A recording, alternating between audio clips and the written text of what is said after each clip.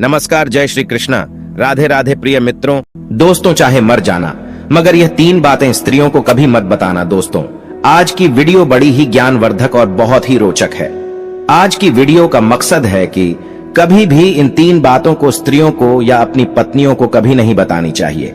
जो भी पुरुष यह 3 बातें स्त्रियों को बता देता है तो वह पुरुष सदा के लिए ही गरीब रहता है और हमेशा दुखी रहता है। दोस्तों, वह कौन सी 3 बातें हैं जो पुरुषों को मरते दम तक अपनी पत्नी या स्त्री को नहीं बताना चाहिए?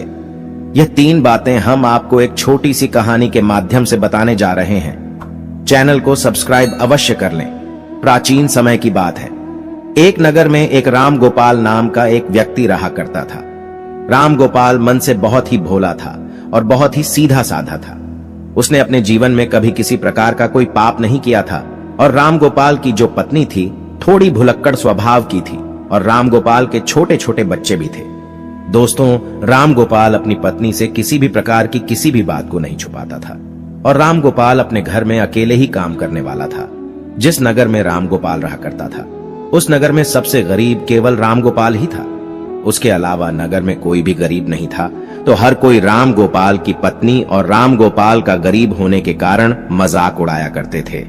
दोस्तों, राम गोपाल अपने गांव में जो बड़े बड़े सेठ थे उनके यहाँ नौकरी किया करता था और उनकी गायों को चराया करता था, उनकी भैंस चराता था और इसी वजह से राम गोपाल का घर चल रहा था।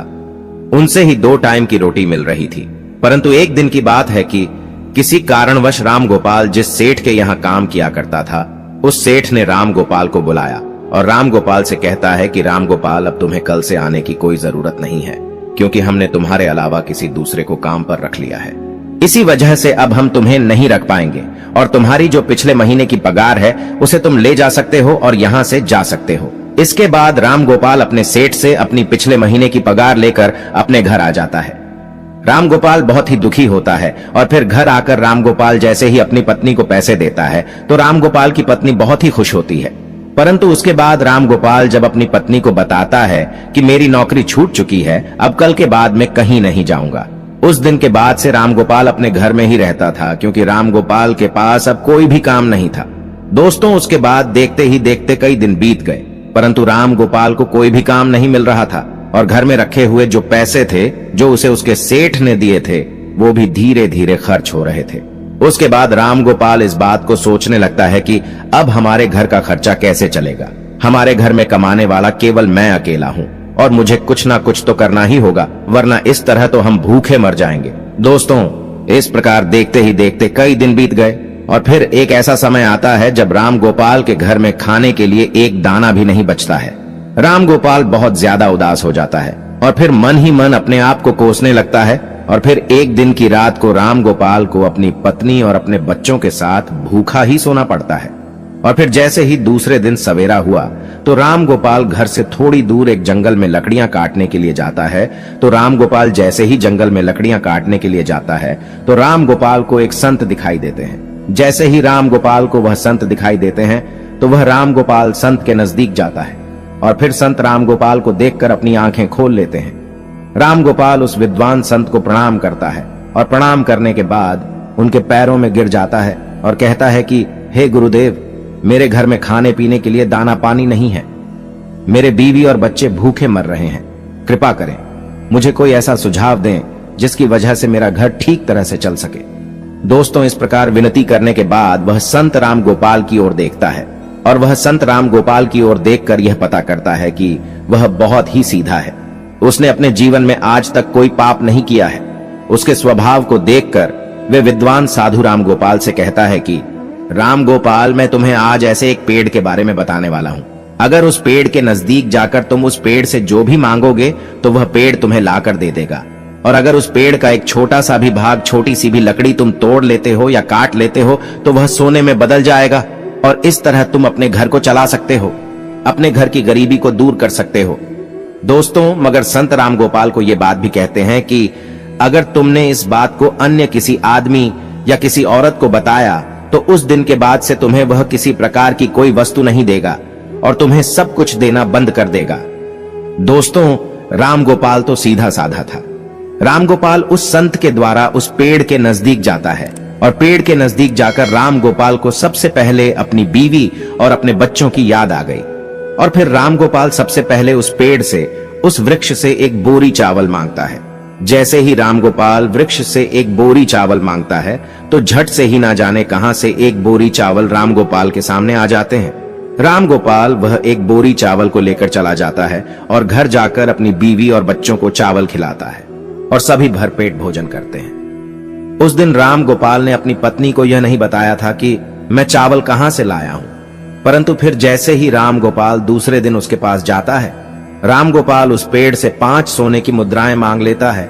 और जैसे ही राम गोपाल मांगता है, झट से पेड़ राम गोपाल को 5 सोने की मुद्रा दे देता है और राम गोपाल 5 सोने के सिक्के पाकर खुश हो जाता है और अपने घर को आ जाता है।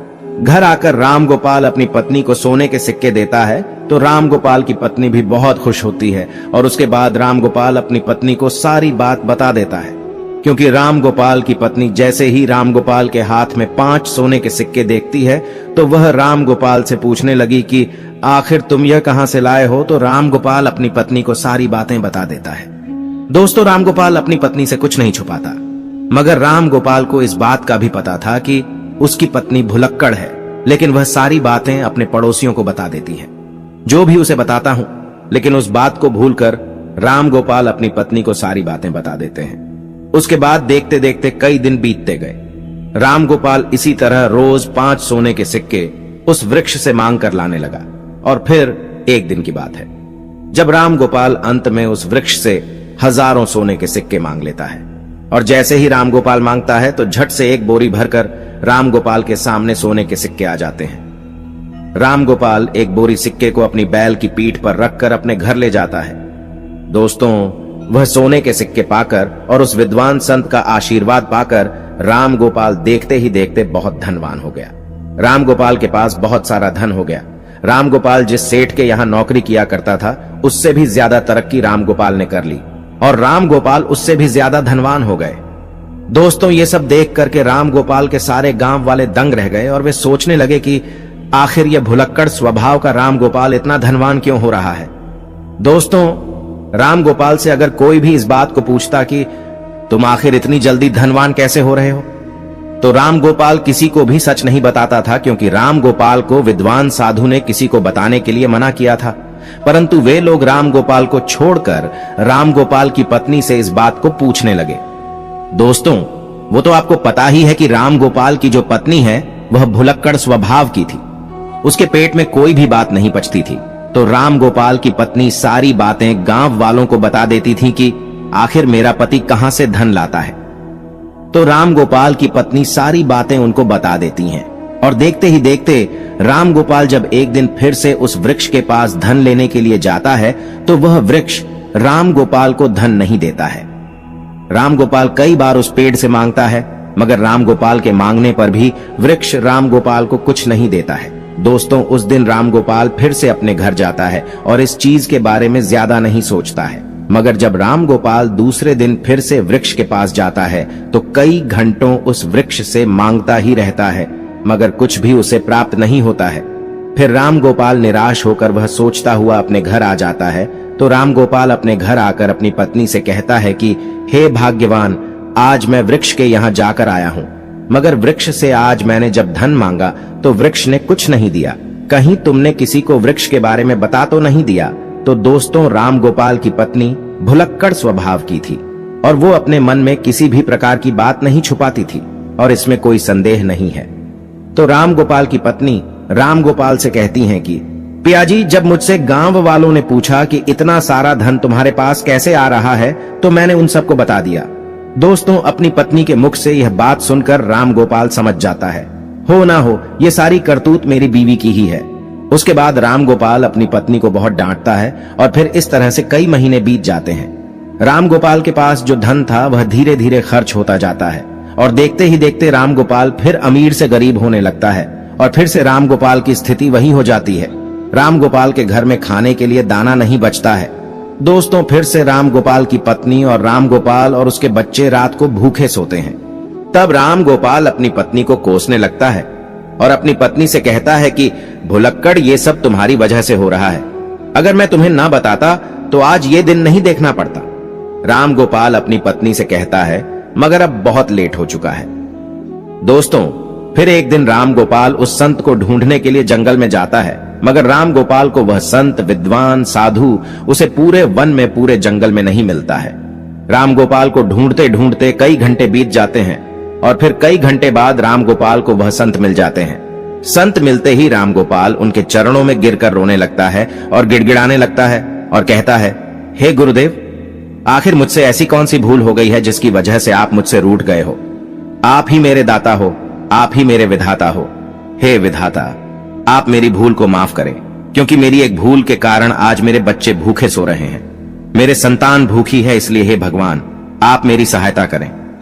दोस्तों, उसके बाद भी विद्वान संत राम गोपाल से कहते हैं कि राम गोपाल, अगर ऐसी बात है तो मैं तुम्हें माफ करता हूं, परंतु आज मैं तुम्हें एक बात बताने वाला हूं, और मेरी बात यह है कि कभी भी जीवन में ये 3 बातें हर पुरुष को, अपनी पत्नियों को, अपनी स्त्रियों को नहीं बतानी चाहिए।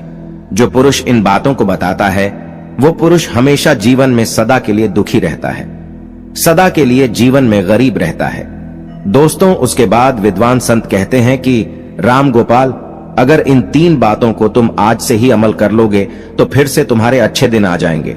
तुम्हारे पास ठीक उसी तरह धन आने लगेगा जिस तरह तुम्हारे पास पहले था। तो दोस्तों, वह संत राम गोपाल को पहली बात बताने लगता है और कहता है कि सबसे पहली बात यह है कि कभी भी किसी पुरुष को अपनी पत्नी को अपनी कमाई का जरिया नहीं बताना चाहिए, क्योंकि अगर आप अपनी पत्नी को, एक स्त्री को कमाई का जरिया बता देते हैं और अपनी कमाई के बारे में बता देते हैं, तो उस कमाए हुए धन को खर्च करने पर रोक लगा देती है, अर्थात उस धन को बिल्कुल भी खर्च नहीं करने देती, और साथ ही उसके मायके के जरिए पूरे गांव में ढिंढोरा पीट देती है और अपनी बड़ाई समझकर, अपनी तारीफ समझकर लोगों को बता देती है, और जिसमें मानहानि एक पुरुष को ही होती है।